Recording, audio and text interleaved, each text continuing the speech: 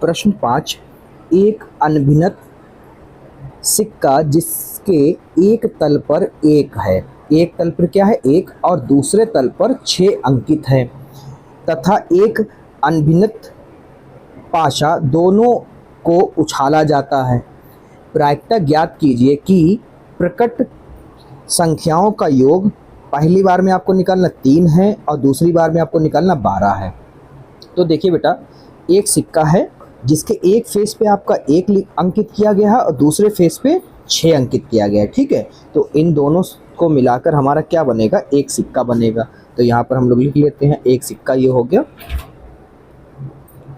ठीक है, ये सिक्का हो गया और एक तरफ हम बना लेते हैं पाशा।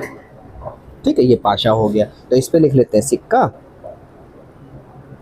और इस पे लिख लेते हैं पाशा। तो इसमें तो आपको पता है क्या है, एक तरफ 1 है और दूसरी तरफ क्या है 6 अंकित है। और पाशे में तो आपको नंबर पता टोटल कितने होते हैं बेटा। ठीक है, 1 2 3 4 5 और ये 6। ठीक है, ये हो गए।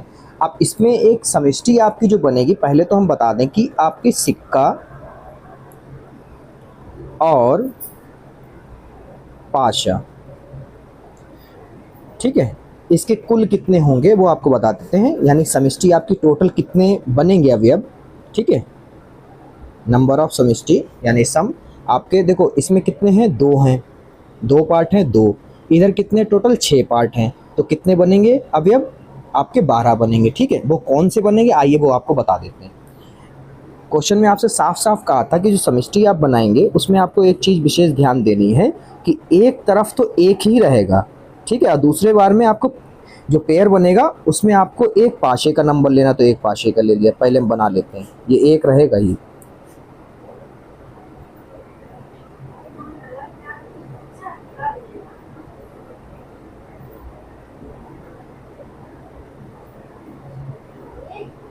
ठीक है, अब यहाँ पर क्या कह रहे हैं कि एक तरफ 1 अंकित है और दूसरी तरफ 6 अंकित है, और उसके साथ साथ हम क्या कर रहे हैं पाशे के नंबर ले रहे हैं। तो एक बार एक पाशे का ले लिया, 2 ले लिया, 3 ले लिया, 4 ले लिया, 5 ले लिया और 6 ले लिया। ठीक है, ये कंप्लीट हो गया। उसके साथ में कह रहे हैं कि अब जब दोबारा दूसरी बार लेंगे तो एक बार 6 लेंगे, एक बार 1 लेंगे, फिर एक बार 6 लेंगे, फिर 2 लेंगे, फिर एक बार 6 लेंगे, फिर 3, ऐसे एक सीरीज़ बनाते हैं। तो 6 के साथ में 1, फिर 6 के साथ में 2 और फिर 6 के साथ में 3, फिर 6 के साथ में 4 और फिर 6 के साथ में 5 और 6 के साथ में 6।